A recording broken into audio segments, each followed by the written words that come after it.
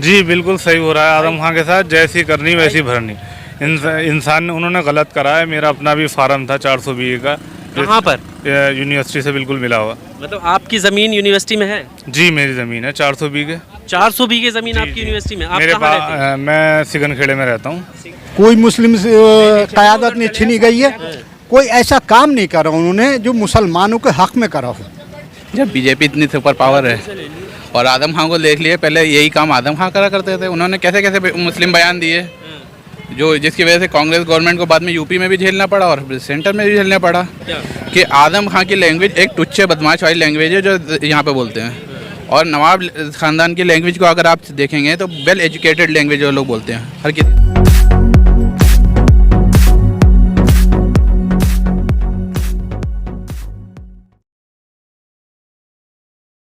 नमस्कार, आपके साथ मैं हूं आकिल रज़ा। रामपुर में इस वक्त मैं मौजूद हूं।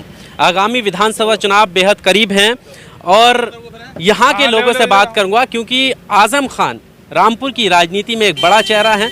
मुस्लिम राजनीति में भी बड़ा चेहरा उनको माना जाता है और इस वक्त जो है वो उनके पर कार्रवाई हुई है, जेल में अभी बंद हैं। यहाँ के लोगों से मैं जानना चाहता हूँ कैसे देखते हैं उनके ऊपर, आज़म खान के ऊपर जो कार्रवाई हुई है उसमें क्योंकि आरोप ये लगते हैं कि मुस्लिम क़यादत, मुस्लिम लीडरशिप को ख़त्म करने की बात की जा रही है। यहाँ के लोगों को क्या लगता है? यहाँ के लोगों को कोई ऐसा वो नहीं लगता है। कोई मुस्लिम से क़यादत नहीं छीनी गई है। कोई ऐसा काम नहीं करा उन्होंने जो मुसलमानों के हक में करा हो।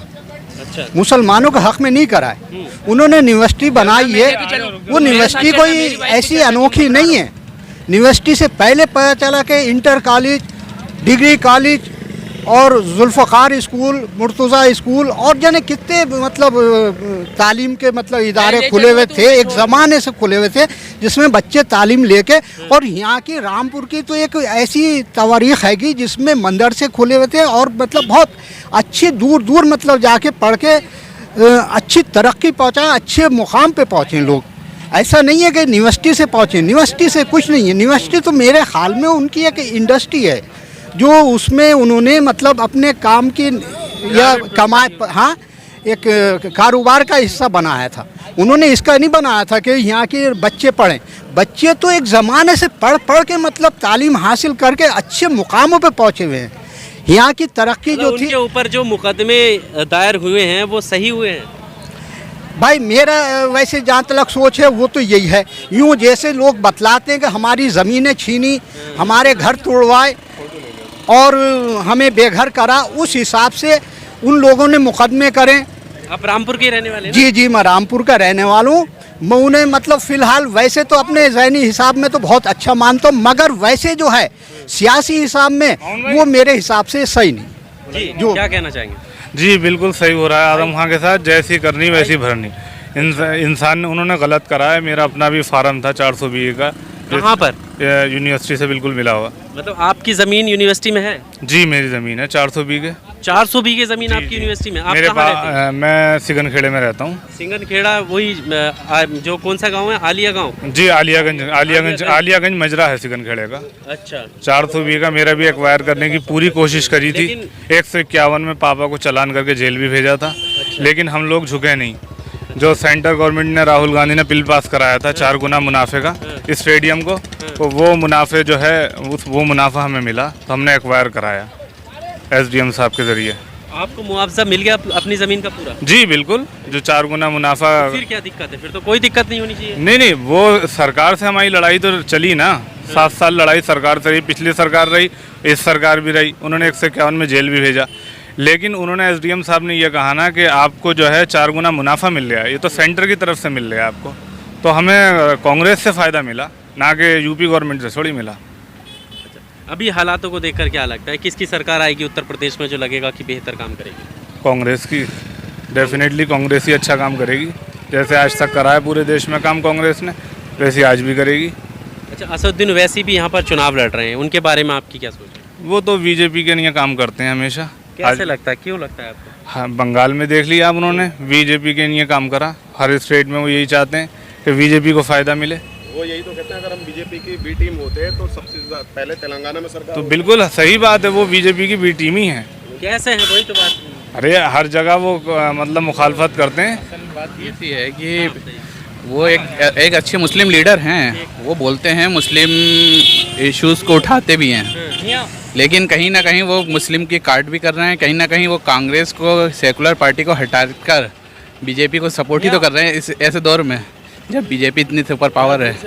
और आदम खान को देख लिए, पहले यही काम आदम खान करा करते थे, उन्होंने कैसे कैसे मुस्लिम बयान दिए जो जिसकी वजह से कांग्रेस गवर्नमेंट को बाद में यूपी में भी झेलना पड़ा और सेंटर में भी झेलना पड़ा।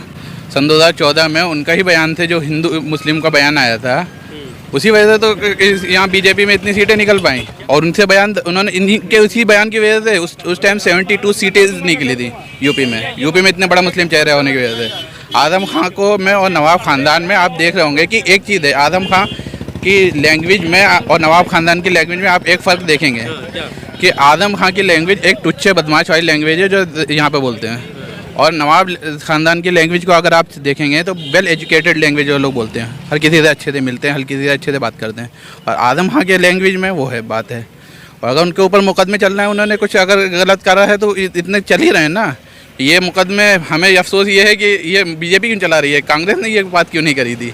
ये चीज़ें उनके उस पर जो मुकदमे चल रहे थे, असल में जब बीजेपी ने उठाए तो लोगों ने हिंदू मुस्लिम बना दिया और आदम खान ने इससे सिंपैथी हासिल करने की कोशिश करी।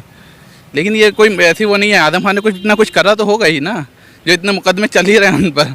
आप उसके लिए शहर के विकास के लिए भी तो किया है आदम खान ने। शहर के विकास के लिए क्या करा है आप बताएं। आप खड़े ये सब अच्छा, सरकार में बनी है। और इसका कितना वो पैसा आया था और कितना उन दलालों ने खाया है, आपको ये भी नहीं मालूम। कितना है उसी का तो केस चल रहा है। चाहते हैं कि कौन सी सरकार आए? हम चाहते हैं कि ये कम से कम बीजेपी हटे किसी हालत में, और आदम खान के तो कम से कम ना हो उसमें मंत्री। तो यही चीज तो ओवैसी कह रहे हैं, बीजेपी को हटाना है। हाँ, बीजेपी भागीदारी करो, हिस्सेदारी करो। अच्छा, बीजेपी को हटाना है ओवैसी कह रहे हैं, लेकिन ओवैसी किस तर्ज पर कह रहे हैं, ओवैसी किस चीज़ को लेकर आ रहे हैं, वो किस चीज़ को लेकर आ रहे हैं। आदम खान के इस तरह के बयानात पहले भी ये इस तरह करते रहे हिंदू मुस्लिम, और यहाँ पर हम जानते हैं 65% मुस्लिम वोट है, और वो उस पर आदम खान की वो रहती है, हिंदू वोट वो नहीं वो करते हैं। लेकिन हमारा ये है कि इस देश में हिंदू मुस्लिम सब ने एक साथ काम किया है, और यही बीजेपी कहती है कि नहीं सिर्फ हिंदुओं ने काम करा है, और आदम खान ओवैसी साहब यही बात कहते हैं कि सिर्फ मुसलमानों ने काम किया है।